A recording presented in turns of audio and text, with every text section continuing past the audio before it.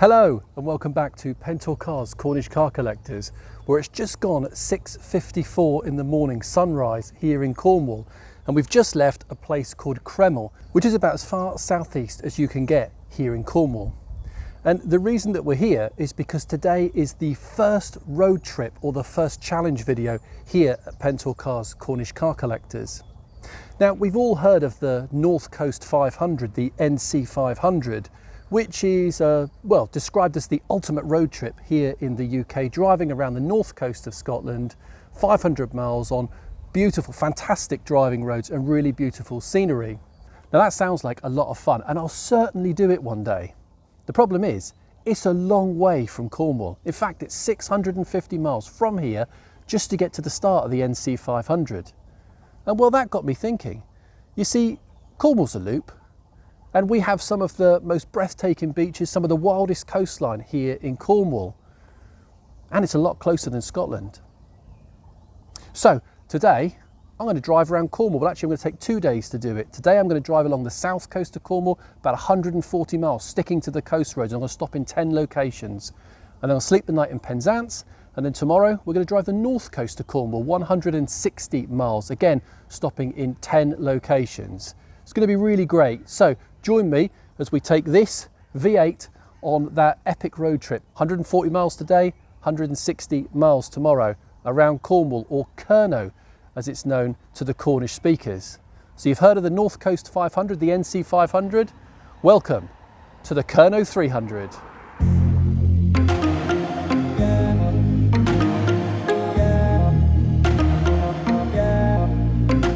So here I am at stop number 1 of the Kernow300 in Cremyll, which, as I've said, is about as far southeast as you can get in Cornwall. And here's the challenge part of my road trip.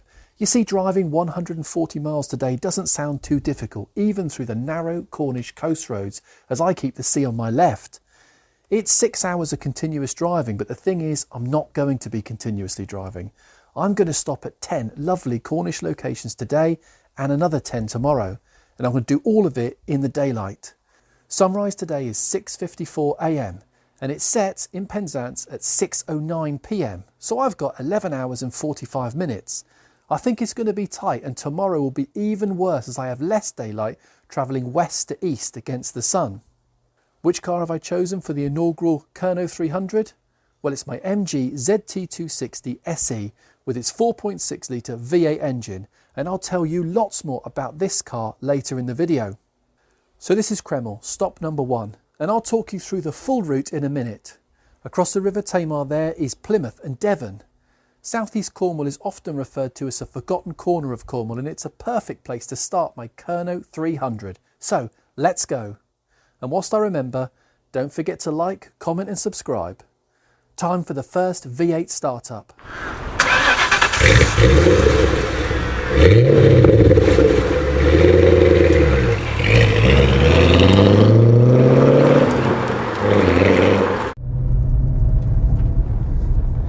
I'll never get bored of that noise. God, this car sounds great. Don't need the stereo on today.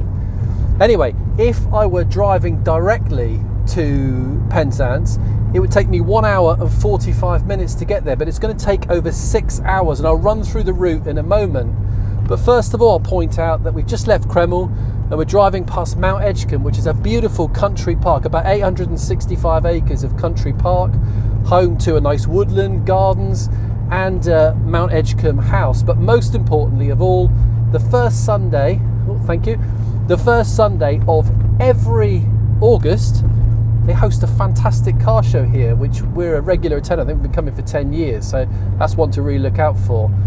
This car was beautifully cleaned back there at Cremyll, and well, we've had some rain over the past few days, and I fear that this car's going to be filthy by the time we get to Penzance, and certainly filthy by the time we get to Kilkhampton, which is the last kind of village in Cornwall there on the north coast. So between here, just leaving Mount Edgecombe and Cremyll, between here and Kilkhampton, where are we going to stop? Well, let me run through the route. Starting off at Cremyll, then on to Looe. We'll probably stop at Hannafore Point, then via Polruan, we're not stopping at Polruan, on to Polruan, then to Fowey, Mevagissey, St Mawes, Falmouth, Lizard Point, the most southerly point on UK mainland, then to Marazion, where St Michael's Mount is, and then finishing up in Penzance. On day 2, which is also St Piran's Day, but we're going to call into Newlyn, because if you're an MG or a Rover, it's the law to stop in Newlyn. I will show you why tomorrow. But the first stop really from Penzance is on to Land's End, then to St Ives, then Godrevy Lighthouse, it's a lovely view from there, then on to Newquay, then to Padstow, then Port Isaac, then Tintagel, then Boscastle, then Bude, and finally ending the Kernow300 at Kirkhampton. Let's go.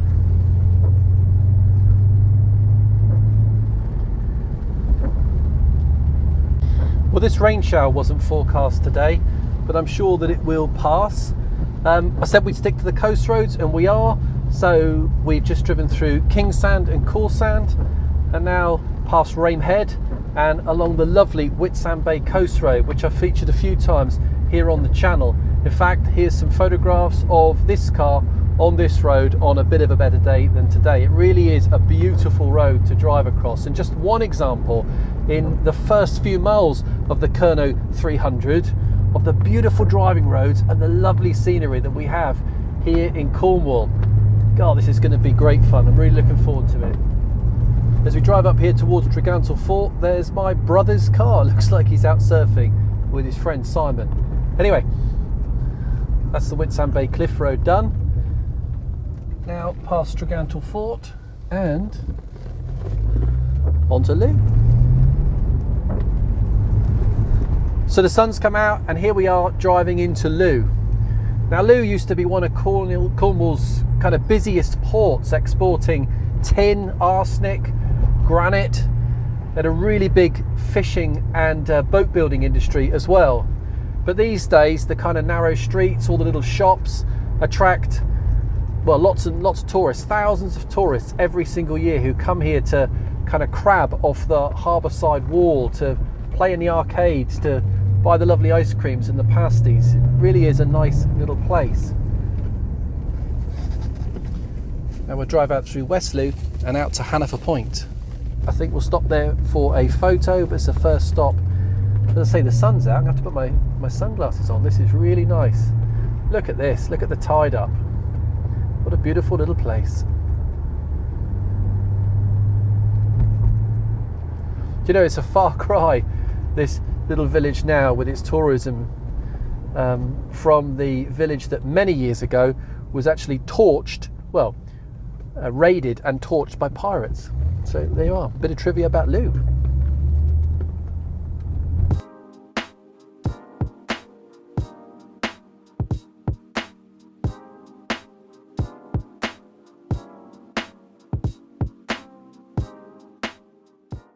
Well, here we are in Looe, our first stop, and the sun has really come out. We're actually at Hannafore Point, which is lovely, and you can see Looe Island there behind me. And if we look this way, all the coastline that we've driven so far out to Rame Head. We're having a quick coffee from the flask, which is great.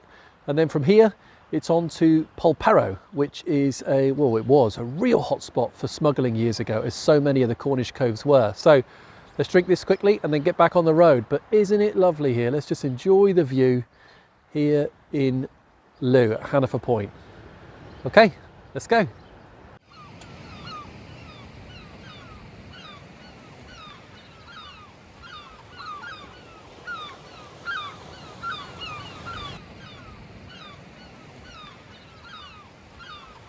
So we've just driven through Polruan. This tree's a bit low. Oh. Anyway, so we've just driven through Polruan. It's not one of our stops. We're going via Polruan out to Polruan. And well, this is a good example here of the type of road that I do expect to come across on the Kernow300. Yes, we're going to see some spectacular, beautiful cliffside roads. We're also going to see some quite narrow, quite poorly maintained country lanes like this. But it's half the fun, it's the adventure. We haven't done this before. We're learning as we go. I've just seen an MG ZT, and look at this. There's a Rover 75. So we also saw a Talbot Mantra earlier. I'm not sure I got it on camera, but some really rare stuff. Look at the mud on this road. My car's going to be filthy. And the water running down here. Anyway, that's what happens if you try and follow the coast all the way around Cornwall. Stop, stop, stop. This is a car channel, and it was at this point during my drive around Cornwall that I actually started to tell you guys a little bit about my car. Problem is, when it came to editing it a few weeks later, I realised I'd actually filmed this bit in time lapse. Here, take a look. On the way to Polruan then, let me tell you a little bit about this car. So this is me a few weeks after my Kernow300 attempt, telling you a little bit about my car. For regular viewers of the channel, you will know I'm a big MG Rover fan. And when these came out in 2003, well, I was busting to have one. And it took me until 2015 when I saw this car advertised on eBay. I bought it off a chap called Robert, who lived all the way up in Scotland. And Robert was a big MG Rover fan. In fact, a few years later, I actually bought my MGF Trophy 160 from Robert, but that's another story for another video. MG Rover only made 883 V8s. 717 of them were MGs, and 166 were the Rover 75 V8. And of those, around only 190 were the pre-facelift cars with the quad headlights there up front.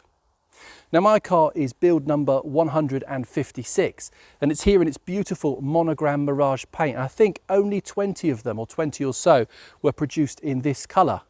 So this is an MG ZT260 V8, pre-facelift car, making it one of only 190 and one of only 20 in this colour. It really is a very rare car. This car is also an SE model, so it comes with the fully heated electric black leather seats, electric sunroof, the upgraded stereo with the Harman Kardon speakers. This car even came with television, albeit I have swapped it out for a more modern unit. Did you know that ProDrive of Subaru Impreza fame actually had a hand in the initial development of the MG ZT and Rover 75 V8 before MG Rover took the final stages of development back in-house? Now this car has the Ford 4.6 litre V8 engine, which is the same as the Mustang of the time. Different to the more standard ZT and Rover 75, well, this car is rear-wheel drive with a Hydra-Track rear differential there at the back. And that meant that pretty much the entire underside of this car had to be re-engineered. And to achieve this, we had to lose much of the rear wheel well, and the transmission tunnel is significantly wider than the standard cars. And that means that you lose your ashtray and trinket tray from the standard car, and a space to put your left foot when you're not using the clutch. The 260 badge denotes the power output of that big V8. The car actually produces 256 brake horsepower, which doesn't sound a great deal from such a big engine. 0 to 60 comes up in 6.2 seconds, which isn't particularly quick, but it's the noise this car makes. It's absolutely incredible. In fact, it's probably my favourite thing about it. And don't worry, stay tuned to this video because you'll hear lots more of that as I continue my drive around Cornwall. But as for the power, well, whatever speed you're doing, there's always more than enough to really pick this car up. It might be a bit of a lazy V8, but it really is no slouch. This car will accelerate on to a limited 155 miles an hour. The big challenge with owning this car though is not the fuel bill, albeit that is a bit pricey, it's part supply. You see, pretty much every wearing part on the ZT260 or the 75 V8 is bespoke to this car. And because MG Rover closed shop before this halo version of the car could really establish itself, well, they and their parts suppliers simply didn't make enough parts to keep these cars going. And there aren't enough of them on the road for aftermarket providers to make these parts so that we can keep these cars going as they age. So this car always needs something, and it's usually really, really expensive. Now the good news is that there is a really active owners forum and community for these cars that support these cars. Both the 75 and the 260s are supported by a website or a forum called 260s.com, and it's well worth joining. Lots of advice, lots of support, and we do bulk buys on some of the expensive, hard to source parts. Anyway, that's enough about this car. Back to me, and I continue the Kernow300 on my way to Polruan.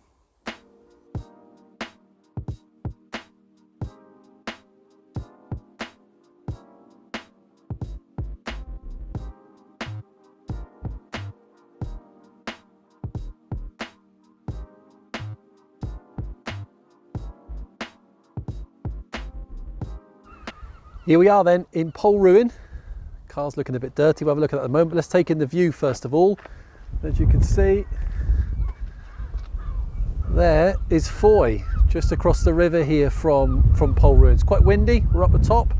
I'll show you some footage as well out the front, out the headland. Here you go, again looking lovely in the sun, look at that. And now back to Fowey, there you go, and you can see the ferry down there. Now, here in Polruan there is a ferry that crosses over to Fowey, but it's a passenger ferry. So we need to drive the short distance now down to Bodynic, where there's a small car ferry. It runs all year, about every sort of 15 minutes, so we're going to pick that up. But before we do that, we've had our first bit of lane driving, and what I will say is there's a reason I'm doing this just out of season here in March, because if you do this type of drive in Cornwall in the summer, well, you're going to be forever reversing back and letting people pass, as are the roads at that time of year. So if you plan on doing this type of road trip here in Cornwall, do so in the winter or autumn, or at least outside of season. Now, I said there's been a lot of rainfall, and the ZT260 was beautifully cleaned back there in Cremyll, but if we have a look now, oh, look at it, look, it's filthy. I might have to give it a bit of a clean when we get to Penzance. So I'll have a quick cup of coffee here, and then it's on to the ferry and over to Fowey. Brilliant.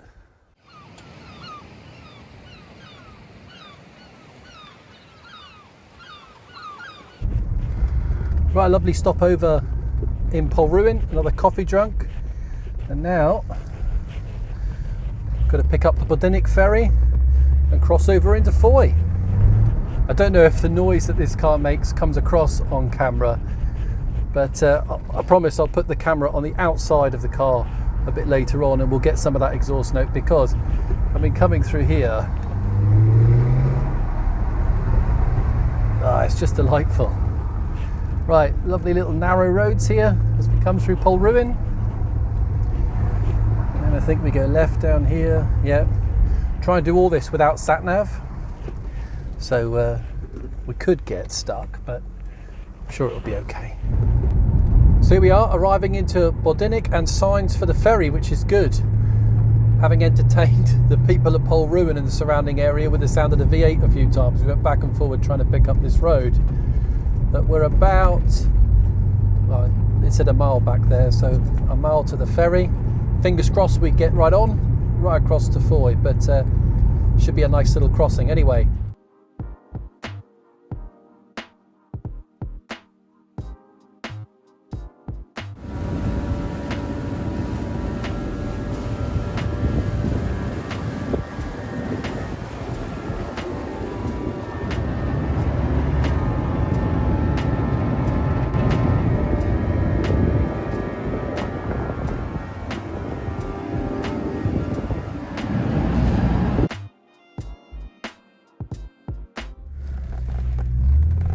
Well, there we go. The Bodynic ferry takes about 5 minutes to cross, crosses about every 15 minutes, and well, it's a nice treat to cross it. And so we're now in Fowey. Now Fowey, I suppose, stretches about a mile down the river Fowey. Nice little place, another nice place to visit on the south coast of Cornwall. We'll stop somewhere, just take a picture back to Polruan if we can, and then I think it's on to Mevagissey.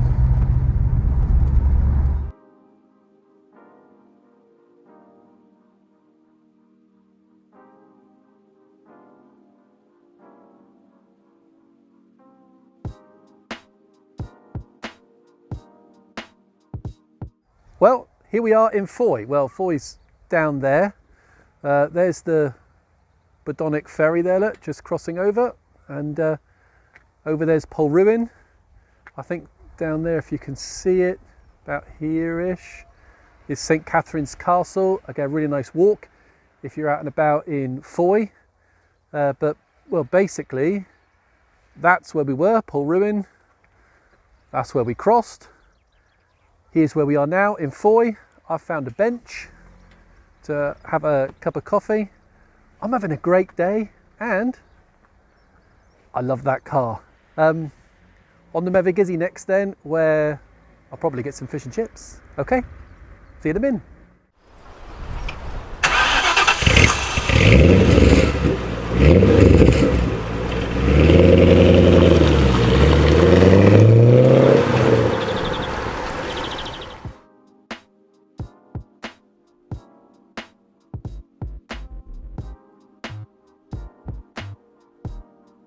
So you rejoin me here in Mevagissey, 14 miles along the coast really from Fowey. And well, Mevagissey's a real treasure. Lovely narrow streets, vibrant kind of fishing port still actually. It's really busy here, but nice shops, nice places to eat, lovely place to walk out onto the headland there. It really is lovely.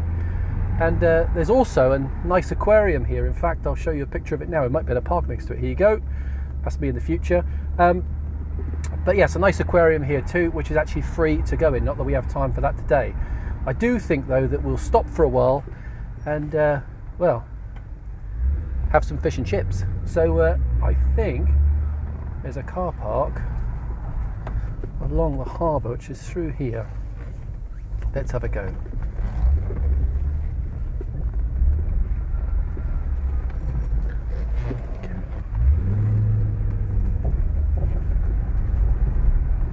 Car certainly makes a nice noise through here anyway. And here we are. Here's the port. A bit dry at the moment. It's a tidal port, obviously.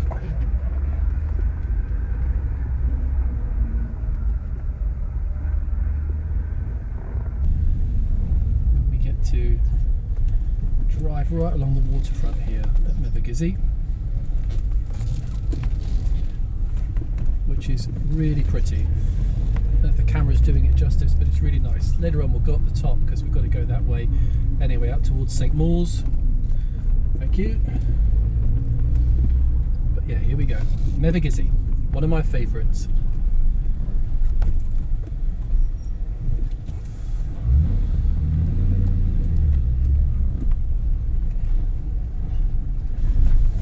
So I think we should park up, go and have a little walk around and find some fish and chips as it's lunchtime. See you in a minute.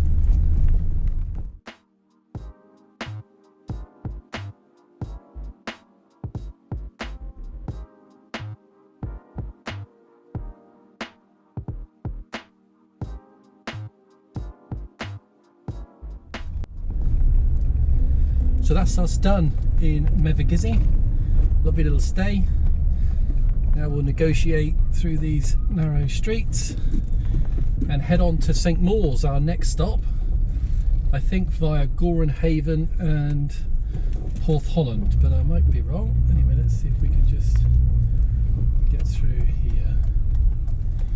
Thank you. It's going to be tight. Oh, it's going to be loud though.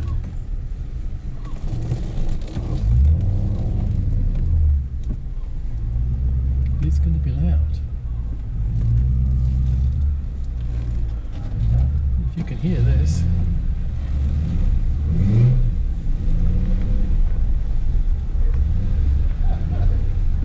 I don't think so.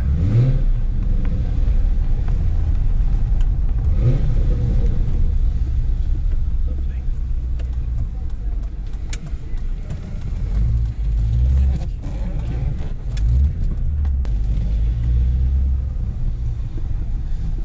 Look at these narrow streets.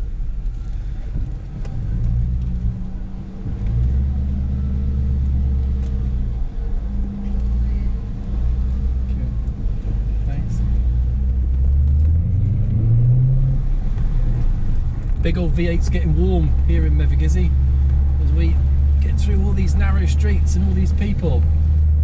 But it's well worth a visit, and hopefully we can head right up the hill here on our way to Gorenhaven and, well, miss all the oncoming traffic, because it's a bit like running the gauntlet here in Mevagissey, but it looks like we're going to be okay. And it sounds incredible. Again, we're entertaining the people of Mevagissey, the people of southeast Cornwall. You're welcome. I think we'll pull in here for a quick picture and then on we go.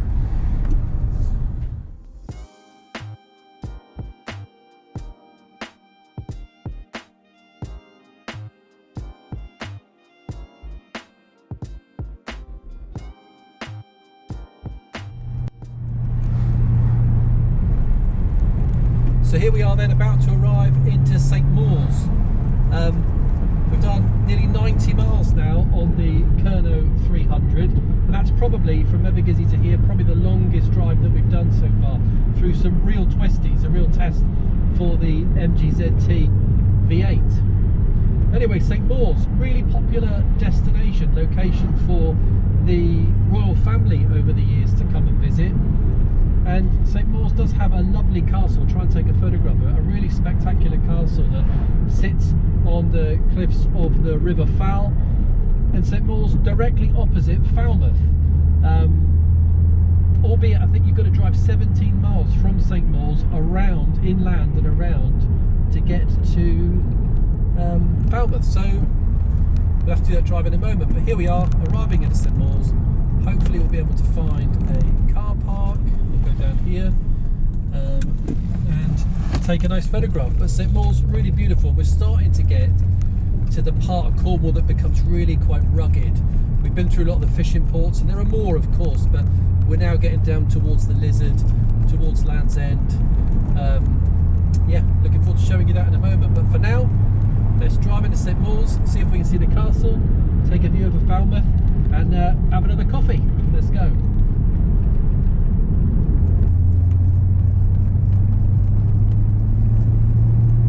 Look at this, look, driving down now, and there is the spectacular St Mawes Castle. Isn't that pretty? I wonder if I can pull in here and take a photograph. Yes, I can.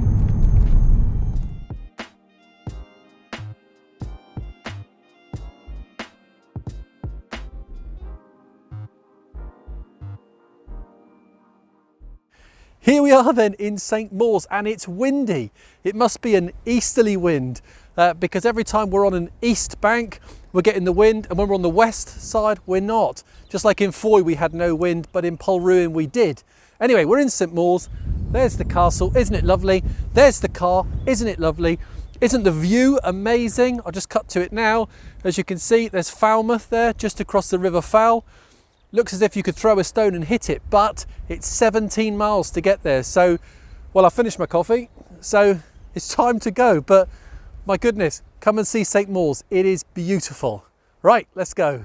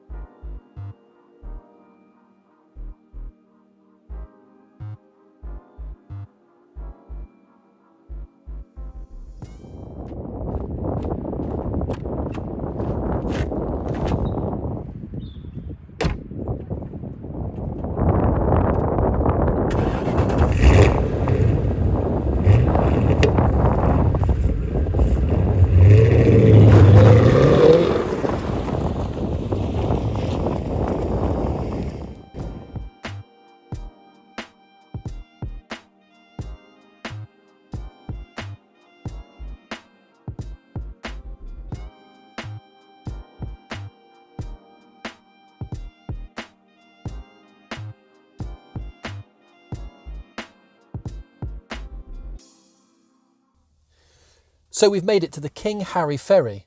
You see, there are three ways to get from St Mawes across to Falmouth. The first and quickest is probably by boat. It's about 2 miles. Then you can take the ferry here. The other way to do it, of course, is to drive all the way around, which is about 28 miles. So we've driven down to the ferry. We're there, and we're just waiting for it to come in. Looks like a very nice Bentley Continental GT coming up the road here. Or Bentley, well, it's not Continental GT, but it's a very nice Bentley anyway. Right. Let's get on our second ferry of the day.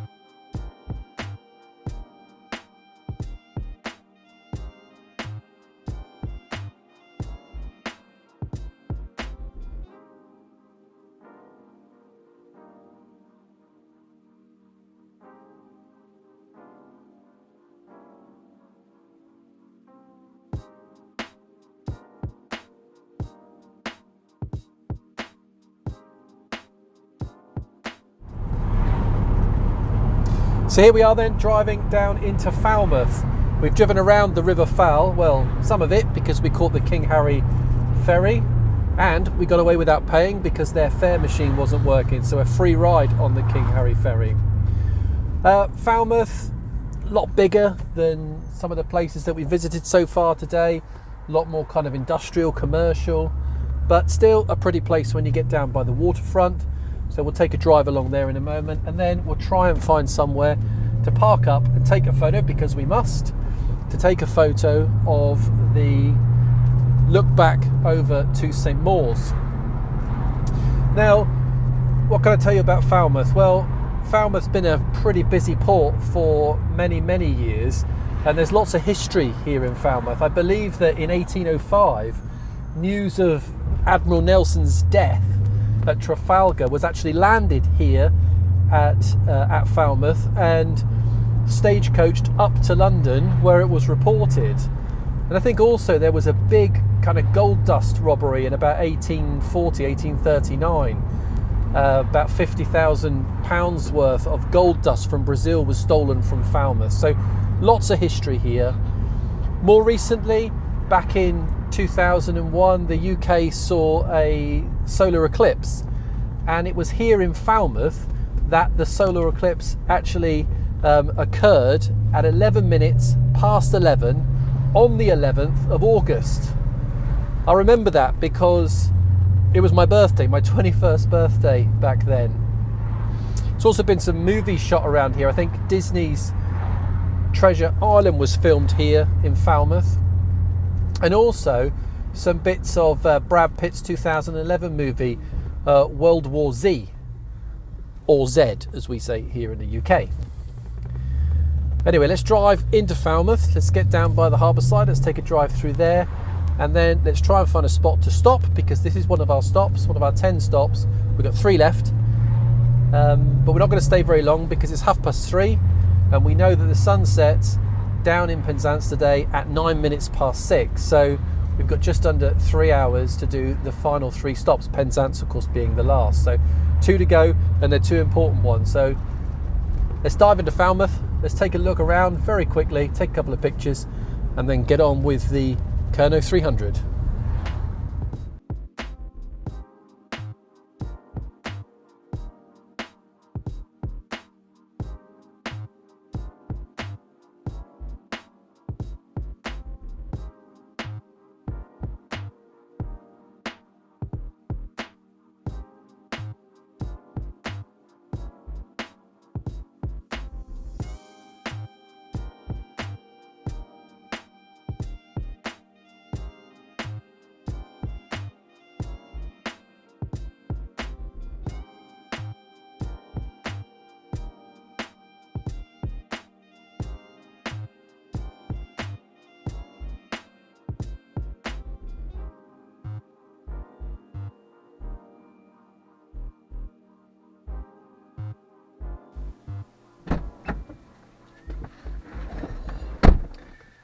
Why not, hey?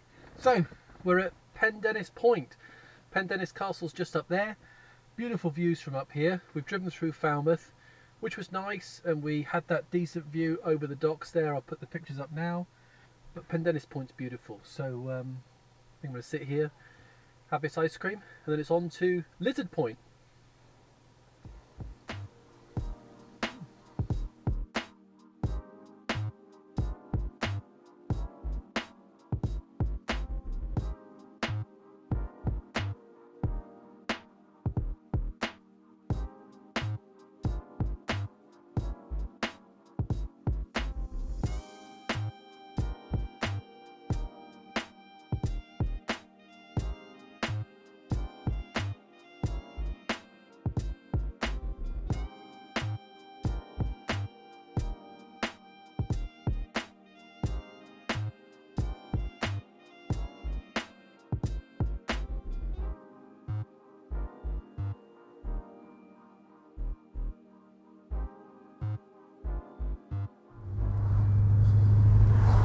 So we've just left Penzance Point. Really nice Land Rover Defender 50th anniversary parked next to us. just as well. I was finishing my ice cream there. Really nice car. Once had a Land Rover Freelander 50th anniversary. They're going to be big money cars, well the Defenders already are. Okay, so it's 4:15. The sun is quite low now. It's in the west. We're driving into it. I'm not sure what the dash cam is picking up, but we're off to Lizard Point. It should take us about 40 minutes to get there. Still sticking to the coast roads, of course. Yeah, and then from Lizard Point, it's on to Marazion, St Michael's Mount, and then on to Penzance. And we've got to do all of that really in, well, 2 hours at the latest. And this is a 45-minute drive. So let's let the big dog eat and get there.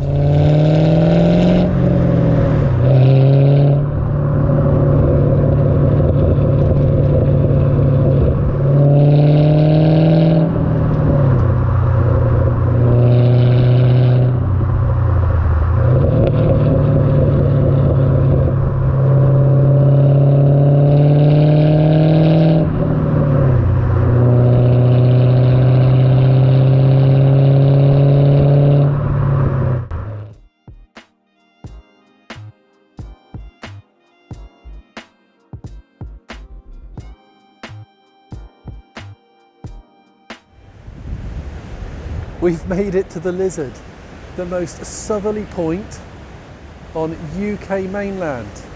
It's only the Isles of Scilly that are more southerly than this point. Properly breathtaking here. I'll turn the camera around a minute and we'll have a look. And so what that means is that right now I am the person furthest south on UK mainland, which is pretty cool. But what's cooler than that is that my car is currently the furthest south V8 on UK mainland. And that's really cool. Do you know it was from here that the first sighting of the Spanish Armada was picked up back in, I think, 1588. That was from here. And they lit all of the beacons from here on up and alerted the country of the invading forces, Spanish invading forces.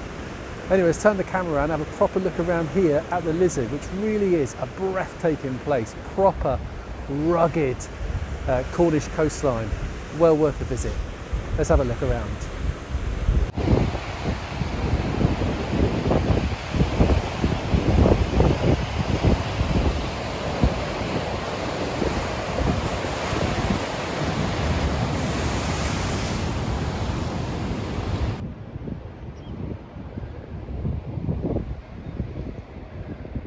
There it is, Britain's most southerly V8.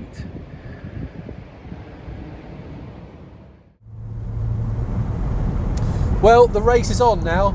Going to Lizard Point and it being that empty and being able to get the car that close was a real treat. And well, to be honest, I stayed there a little bit longer than I should have done. It's now just gone 5:20. We know the sun sets at 6:09. So we've got no more than an hour's worth of daylight left, and we've got 2 stops to go. We need to go to Marazion to see St Michael's Mount, and then on to Penzance. Now, if we arrive in Penzance a little after dark, that's not the end of the world, because we're going to stay there the night. We can see that tomorrow. But it'd be good to do it all in the daylight. What time is it now? So, according to SatNav, which I wasn't using earlier, but I've started to use it now just to get us there as quickly as we can. Well, it's going to take us 34 minutes to get there. So we'll arrive at Marazion at 17:56. So that gives us 13 minutes of daylight after that. I think we're going to struggle, but well, let's go for it. The sun's really starting to drop now. I'm sure you can see that on the video. It's kind of beating in on this side as the west coast now is to my left. We just passed Million Cove back along, which is a nice beach, and along this stretch of coastline there's another beach which is quite famous, or well, it probably should be more famous than it is, and that's Polruan. Now, Polruan is a beach, the location from which Marconi, who was an Italian engineer, inventor, it's where he transmitted the first transatlantic wireless signal. Previously, I mean, a lot of people felt that it couldn't be done back then, that you couldn't send a wireless signal more than sort of 200 meters due to the curvature of the earth. He believed you could. He built 4 huge masts down there on the beach. I think they were over like sort of 60, 70 meters high. The foundations for them are actually still on the beach now. And he successfully transmitted the letter S, only the letter S, in Morse code. Over 2,100 miles it was received in Newfoundland in Canada. All from Cornwall. What a brilliant county this is. Right, come on, let's get there.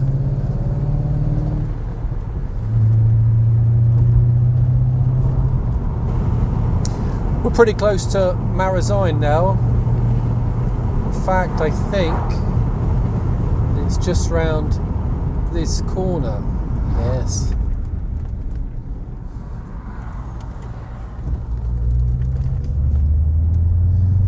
Now, Marazion, of course, is famous for its tidal island, St Michael's Mount, which is about half a mile offshore and linked by a causeway at low tide. You can get this kind of tractor thing that takes you out there when the tide's in. St Michael's Mount is the, I suppose, English or Cornish copy of Mont Saint-Michel out there in Normandy in France, which I've also been to, which is pretty cool. St Michael's Mount's bigger, but yeah, well worth a visit. Anyway, we should be there in a couple of minutes. Hopefully we'll be able to get a picture of it. So let's drive on into Marazion and have a very quick look. We've got about 15 minutes before the sun sets. Looks to me like we've lost quite a bit of the light already, but that could be my sunglasses. Yeah, it probably is. In fact, I can see St Michael's Mount right now. Looks great.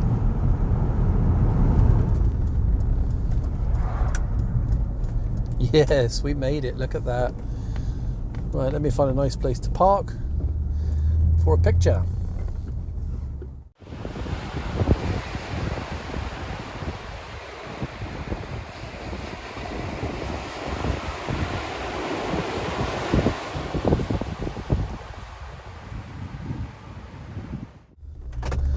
Right, back on the road to Penzance. Only 4 miles, 11 minutes. Should be there just in time for a bit of daylight. Not that it matters too much. I think it's time for me to bin the sunglasses too. There we go, it's better, I can see now.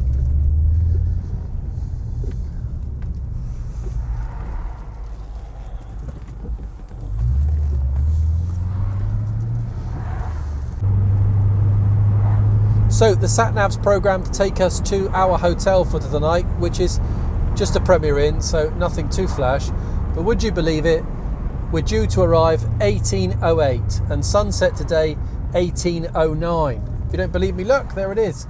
So you couldn't get more close than that for the first run of the first day of the Kernow300.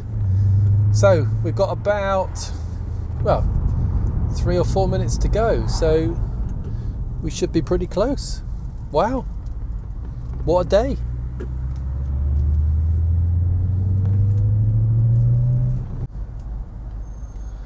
Half a mile to go and we're stopped at traffic lights. We've got 2 minutes to go. It's currently 18:06. We're due to arrive 18:08 and it's sunset at 18:09. Wow.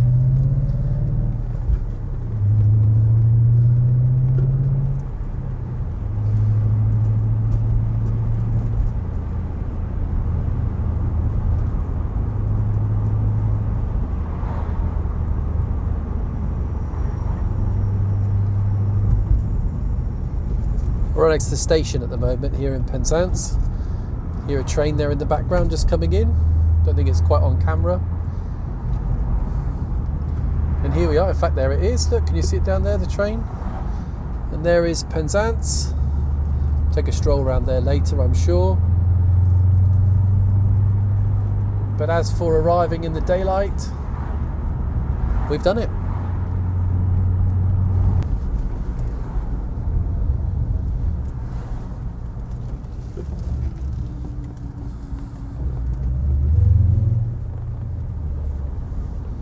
There's the hotel, there's the car park.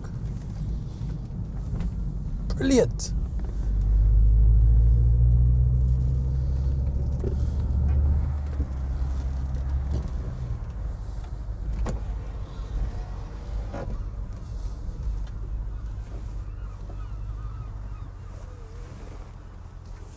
I've made it into Penzance before sunset. I'm chuffed to bits. The car is absolutely filthy. Right, I'm going to find a parking space. I'm going to get into my hotel, check in, have some dinner and have a decent sleep. Thanks so much for joining me on this first day of the Kernow300. Don't forget to like, comment and subscribe. And I look forward to seeing you again for part 2.